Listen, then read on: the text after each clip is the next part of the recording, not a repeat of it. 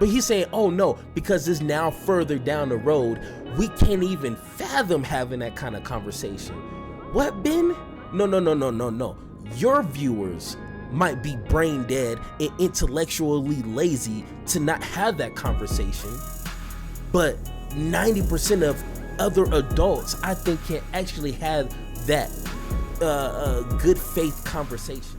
Thank you for watching Power to the Power. We are committed to an intellectual integrity and a moral honesty. I'm your host, Superior, and once again, thank you for watching. Now, in this video, I know I'm a couple of days late, but hey, I gotta work a full-time job working 40, 50 hours a week, so I apologize if I'm a couple of days late for Martin Luther King's celebration. And just like always, when it comes around to this time of year, we have Democrats who, for the most part, are irresponsible with understanding the history of Martin Luther King. They just want to say some nice things about Martin Luther King to kind of, make themselves look good.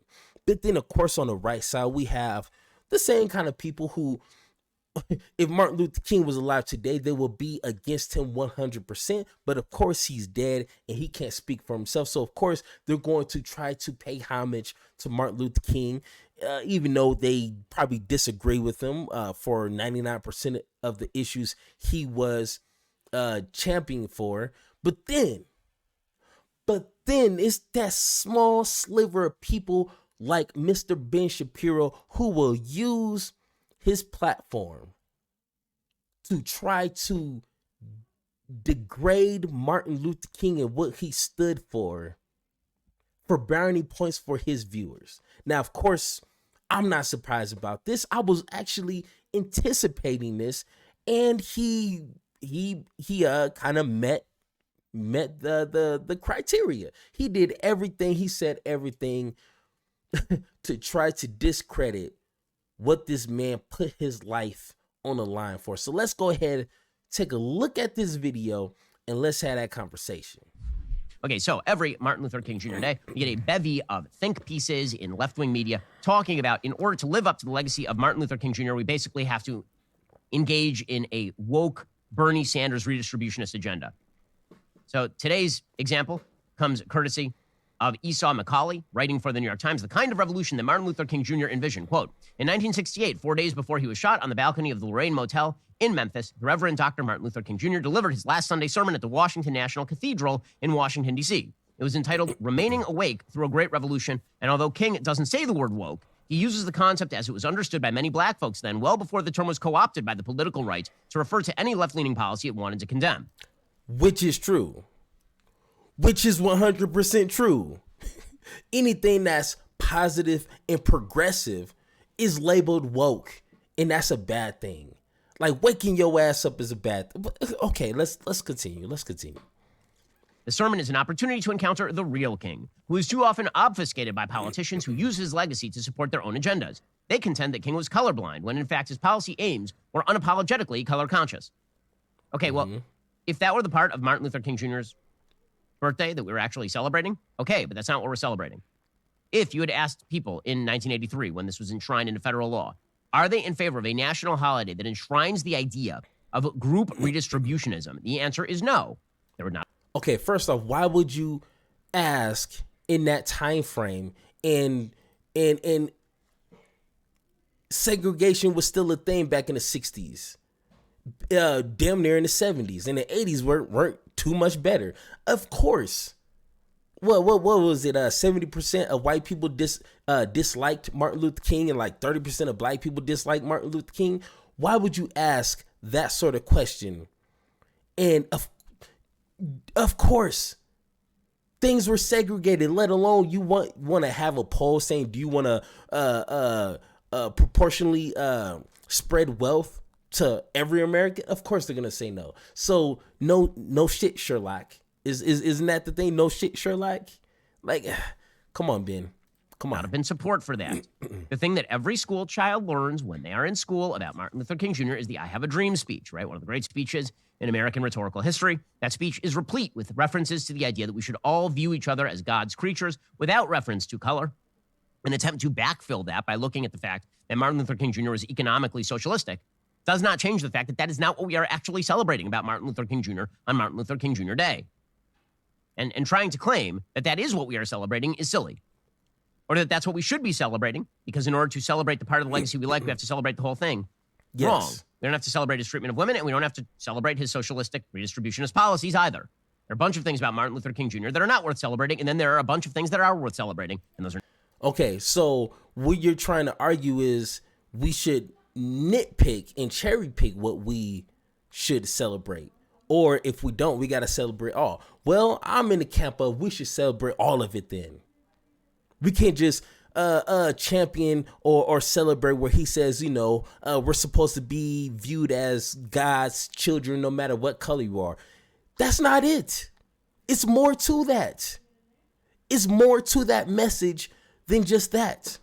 Because for him to say that, he would have to understand and know and live that that's not happening in his era. And some could argue that that's not happening now. So you can't just celebrate that without celebrating all that he championed for it. And for whatever reason, he wants to bring up his treatment of women. Like if you want to talk about it, let's talk about it. But that doesn't discredit everything else that he championed for it. No. So to me, that's a little disingenuous. If you want to talk about the whole life of Martin Luther King, let's do it. Because I guarantee, and I bet my last dollar, what he championed for it surpasses every bad decision that he made on a personal level. That's simple. So if you want to have that conversation, let's do it. They're not the same thing. However, again, the idea here is that if you really, really want the Martin Luther King Jr. revolution, what you need is a compelling case for reparations based on the debt this country owes its black citizens. By the way, even if you were going to make this case in 1968, like directly in the aftermath of Jim Crow, it's very difficult to make that case in 2023. You're talking about half a century later. You would think it would be easier to have this conversation because back in the 1960s, once again, where segregation was actually still a thing and racism was just like in your face, of course they're not going to pay reparations. They're not going to even have that conversation. They don't even want black folks drinking from the same water fountain. What do you think they're going to say about reparations? But you would think we matured and advanced as a country, and we kind of have a better understanding of what's bad in the past and how that affects people in the future, cause and effect, that thing actually happens. That's actually a true statement, cause and effect. You would think the conversation of reparations would actually be easier and understandable by a lot of people who have a brain. But he's saying, oh no, because it's now further down the road, we can't even fathom having that kind of conversation. What, Ben? No. Your viewers might be brain dead and intellectually lazy to not have that conversation. But 90% of other adults, I think, can actually have that good faith conversation. I don't understand his thinking on that. Martin Luther King championed for that. I mean, he didn't say these exact words, but he said, cut the damn check. He said, cut the check. I'm just saying, hey, I'm just saying. But, says this columnist for King, waking up is not simply understanding that racism is bad. It is acknowledging that racism created generational wealth for white Americans and robbed black Americans of the same economic boost. The racial wealth gap King highlighted in his sermon not only persists, but according to some studies, is basically the same as it was in 1968. Well, then I have a question. Oh, what's your question? The United States has undertaken spending of tens of trillions of dollars in social redistributionist schemes. Ranging from food stamps to welfare to government-subsidized housing to government-subsidized college admissions policy that is racially discriminatory in nature. And the wealth gap remains. Why is it that wealth... First off. And let me... gap remains when it has closed for virtually every other minority in the United States. Okay. So I'm going to address that whole thing right there. First off, do you understand how generation can affect the next generation. First off, the 60s, 1960s was not even that long ago. It was literally like a generation and a half, okay? So what affected people then affects people now. If schools were underfunded, education then, how do you think that's going to affect people now? If garbage wages were paid then, how do you think that's going to affect people now? If unfair policing was bad then, how do you think that's going to affect people's families today? If you don't understand cause and effect, then I'm sorry, this is above your pay grade. This is going to go right over your head. You make it seem like this was 200-300 years ago, which, okay, let's have that conversation. But if it was less than a generation and a half, my grandfather is still living, something's wrong here. Then he wants to say government benefits like welfare and all these schemes that he wants to use. First off, if you really want to know some facts, what race consumes the most government subsidies? Don't worry, I'll wait for you to Google that answer. Yes, you're right, white people. And then Mexican people after that. First off, nobody in their right mind will say that government subsidies is going to bridge the wealth disparities between black and white people. It helps a little bit, but it's not going to solve that issue. What's going to solve that issue is actually government doing their job and actually funding these schools for education. Government subsidies is not going to do that. Food stamps is not. It's going to put food in your stomach, but you're still going to have garbage education. Government needs to force in these communities higher wages. And hey, if businesses can't pay that, then guess what? I guess you're going to have to go, hey, you're out of luck. Because people can't live off of garbage wages. That's why people are going to rob before they go hungry. They're going to sell before they go hungry. They're going to make sure their bills are paid and their family is eating. The government has a responsibility to make sure there's livable wages in these communities. Unfair policing needs to be addressed, because when the police can do whatever they can and do whatever they want and barely get a slap on the wrist in these communities, guess what? That's going to affect families. Back in the 60s and 70s and 80s, you damn near go to jail for little to no reason. What do you think that's going to do if that person can't pay bail? They're going to be sitting in jail for a nice minute, which is proven. Guess what? They're going to lose their job. Guess what? If they lose their job, how do you think that's going to affect their families? Guess what? They're getting kicked out now because the provider is sitting in jail for little to no reason. All this cause has an effect, but Ben seems to not understand that. The answer certainly has to do some with history, but a lot of it has to do with the fact you have a 75% out of wedlock birth rate in the black community. You have dramatic educational underperformance in the black community. Now, you can go back to the original. What does having kids out of wedlock? You don't think white people have a high rate of having kids out of wedlock? What does that have to do with what you kind of just skimmed over? Education. You think people just don't want education?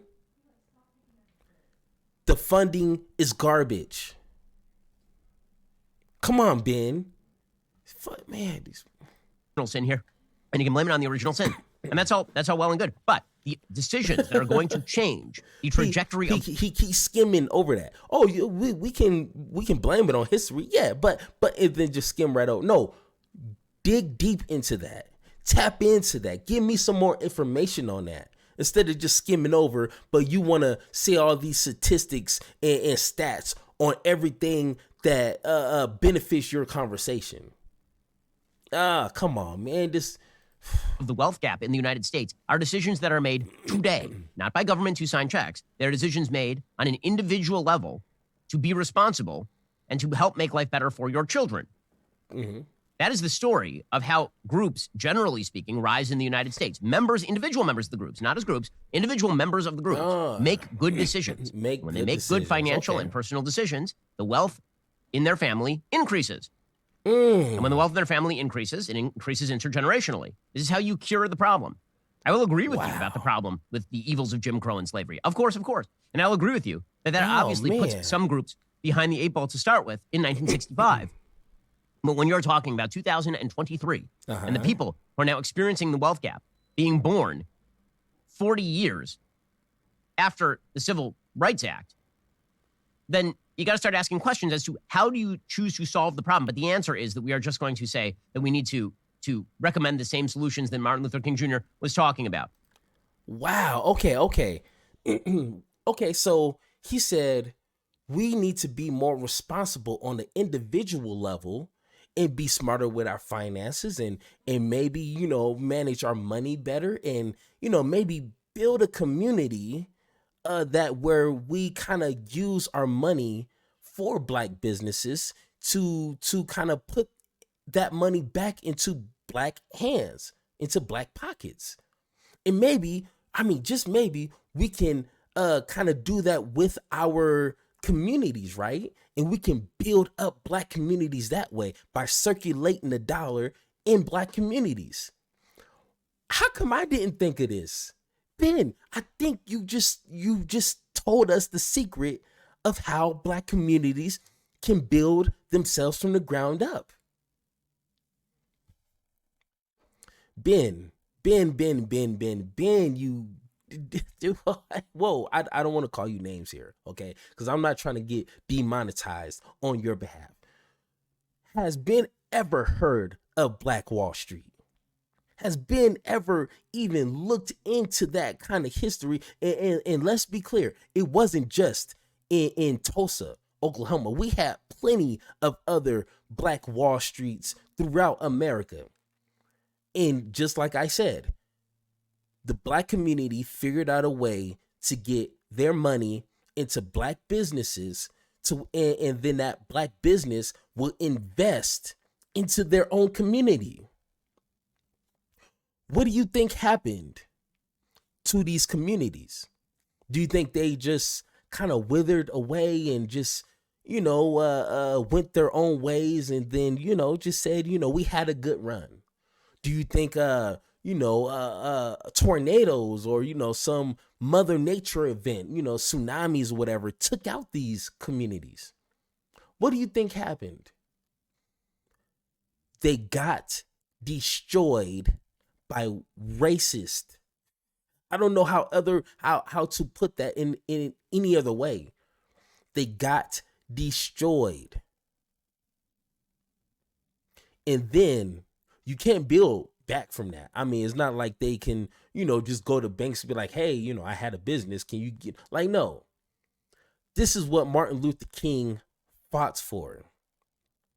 He fought for segregation and fair opportunity and money to flow freely to all these other communities that are being looked over on purpose, not on accident, on purpose by the racist government. That's what he fought for in a whole bunch of heap of things. But this would be like a 2-3 hour video. I'm reading my second book on this. It is more than just let's just hold hands and I want to sit at the white man's table. It goes a lot deeper than that. And Ben Shapiro knows this for a fact. The only way that we can honor Martin Luther King's vision is to continue to push further with nuances, because we can't use the same rules and regulations and same perspective back in the 60s for 2023. We can't do that.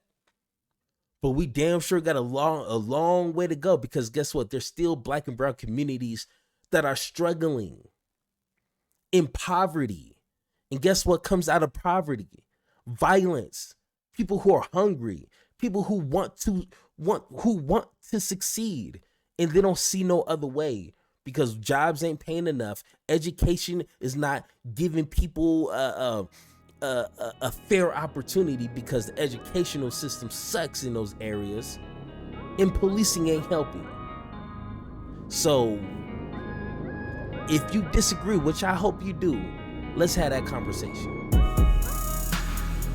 Thank you for listening, and don't forget to join the conversation by subscribing. Make sure to tune in next time, and like always, power to you, power to me, power to the people, power to the pod.